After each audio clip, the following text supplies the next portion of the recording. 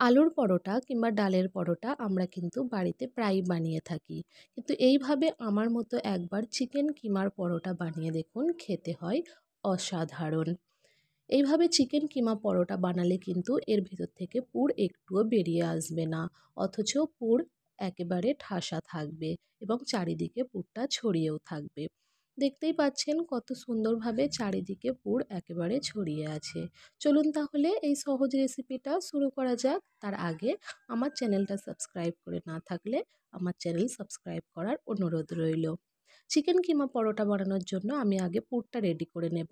যার জন্য কড়াইয়ে আমি 2 টেবিল স্পুন তেল খুব ভালো করে গরম করে নিয়ে এখানে 250 গ্রাম বোনলেস চিকেনকে আমি মিক্সারের জারে কিমা করে নিয়েছি। সেই কিমাটা দিয়ে আমি খুব ভালো করে ফ্রাই করে নেব।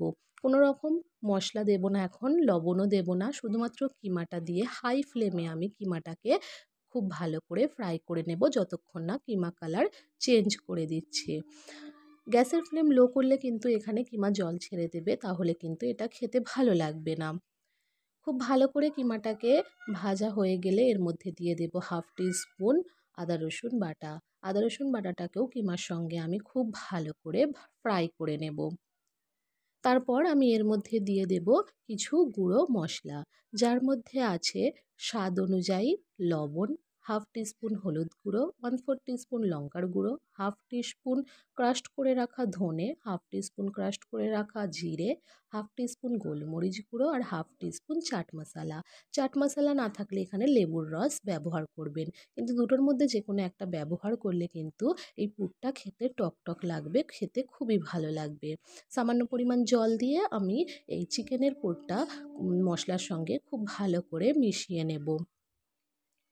একটু চিকেনটা যখন দলা পাকিয়ে যাবে এইভাবে হাতার সাহায্যে একটু মিশিয়ে দেবেন, যাতে চিকেনটা দলা পাকিয়ে না যায়। তারপরে ঢাকা দিয়ে আমি এটাকে 2 থেকে 3 মিনিট ভালো করে রান্না করে নেব লো ফ্লেমে। 2-3 মিনিট পর যেটুকু জল থাকবে সেটাকে আমরা নাড়াচাড়া করে পুরো শুকিয়ে নেব, যাতে এর মধ্যে কোনো রকমের জল না থাকে। জল থাকলে এটা খেতে ভালো লাগবে না।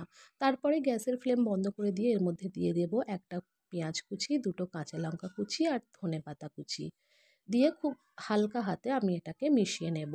কাঁচা লঙ্কা, ধনেপাতা এবং পেঁয়াজটা কিন্তু কাঁচা থাকলেই ভালো লাগবে। খাওয়ার সময় যখন এটা মুখে লাগবে খেতে কিন্তু খুবই ভালো লাগবে। তারপর পুরটা ঠান্ডা করতে দিয়ে দেব। এখানে আমি 2 কাপ ময়দাকে সামান্য লবণ দিয়ে উষ্ণ গরম জল দিয়ে আমি এটার ডো বানিয়ে নেব। এখানে এখন আমি কোনো তেল ব্যবহার করছি না। আটাটাকে আগে মেখে নিয়ে তারপর এর মধ্যে আমি 1 টিস্পুন তেল দিয়ে আবারও আটাটাকে স্মুথভাবে মেখে নেব। আটা মাখা হয়ে গেলে আমি এর মধ্যে তেল দিয়ে ওপরে খুব ভালো করে মাখিয়ে দিয়ে রেখে দেব। 10 মিনিট আটাটাকে রেস্টে রেখেছিলাম। 10 মিনিট পর আমি এবার এর মধ্যে থেকে একটা করে লেচি কেটে নেব।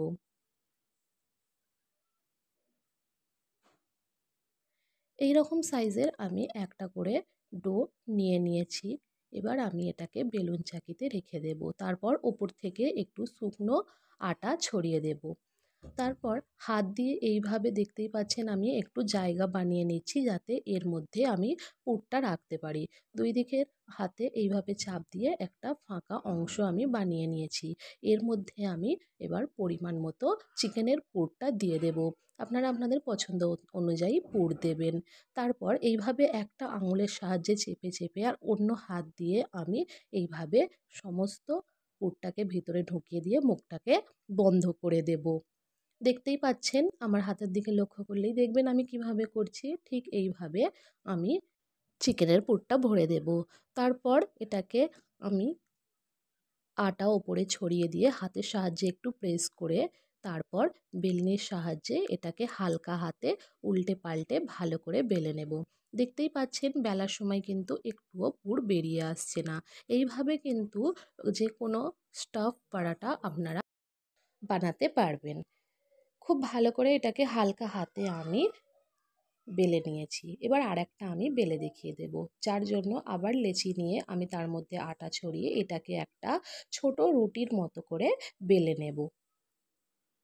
খুব বেশি বড় এবং সমান বেলারও দরকার নেই, একটু ছোট রুটির মতো আমি বেলে নিয়ে ওর মাঝ বরাবর ঠিক আমি পরিমাণ মতো চিকেন কিমার পুরটা দিয়ে দিচ্ছি। তারপর এটাকে দেখতেই পাচ্ছেন, আমার হাতের দিকে লক্ষ্য করলে দেখবেন আমি এইভাবে এটার মুখটাকে বন্ধ করে দেবো, দিয়ে অতিরিক্ত অংশটা আমি কেটে নেব। তারপর এটার মুখটাকে খুব ভালোভাবে বন্ধ করে দিয়ে হাতের সাহায্যে একটু গোল করে নেব। ওপর থেকে সামান্য আটা ছড়িয়ে এটাকে খুব ভালো করে প্রেস করে হালকা হাতে এটাকে বেলে নেব। এইভাবে বেললে কিন্তু একটুও পুর বাইরে বেরিয়ে আসছে না, অথচ খুব সুন্দর করে এটা বেলা হচ্ছে। এবার আমি এই পরোটাগুলোকে ভেজে নেব, যার জন্য একটা তাওয়া আমি আগে থেকেই গরম করতে বসিয়ে দিয়েছিলাম। এর মধ্যে আমি একটা চিকেন পরোটা দিয়ে দেব।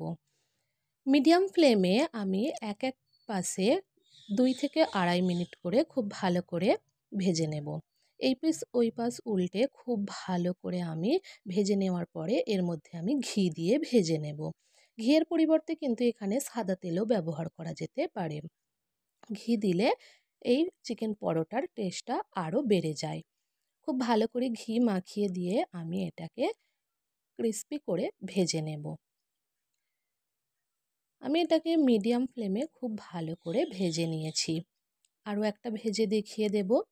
একই পদ্ধতিতে আমি 2-2.5 মিনিট করে এক পাশ করে ভেজে নিয়ে অপর পাশে আবার ভেজে নিয়ে ঘি দিয়ে খুব ভালো করে ভেজে নেব।